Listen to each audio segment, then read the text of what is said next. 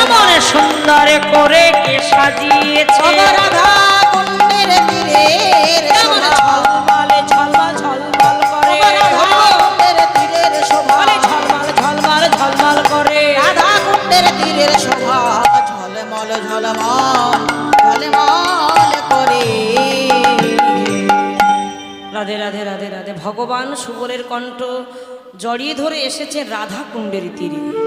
রাধা কুণ্ডে এসেছে, রাধা কুণ্ডের তীরে আসি কুসুম কাননে। কুসুম মানে ফুল, কানন মানে বাগান, মানে ফুল বাগানে বসেছেন।